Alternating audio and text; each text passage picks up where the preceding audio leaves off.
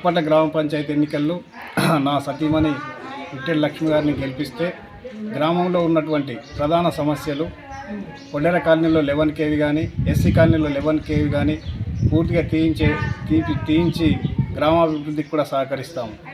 మరియు డ్రైనేజ్ వ్యవస్థ, మురుగునీటి వ్యవస్థ అవన్నీ కూడా పరిష్కరిస్తానని కూడా హామీ ఇస్తున్నాము. గతంలో పాలకులు కూడా చేసినటువంటి సీసీ రోడ్ల విషయంలో కానీ, డ్రైనేజీల విషయంలో కానీ నాణ్యత లేని పనులు చేసి ప్రజాధనాన్ని దుర్వినియోగం చేశారు.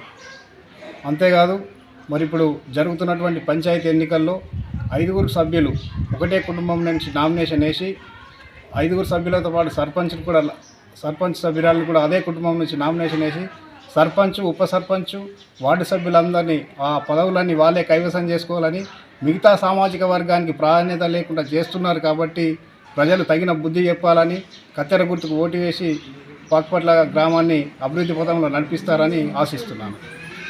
మీకు వార్తలు రాయడం, విశ్లేషణ చేయడం వచ్చా? అన్యాయాన్ని ప్రశ్నించడం తెలుసా? ఇంకెందుకు ఆలస్యం? క్యూ న్యూస్ మిమ్మల్ని ఆహ్వానిస్తుంది. ఉమ్మడి ఆదిలాబాద్, వరంగల్, కరీంనగర్, నిజామాబాద్, ఖమ్మం, మెదక్, రంగారెడ్డి, హైదరాబాద్, మహబూబ్ నగర్ జిల్లాలకు రిపోర్టర్స్ కావాలను సంప్రదించవలసిన ఫోన్ నెంబర్ 8688926084.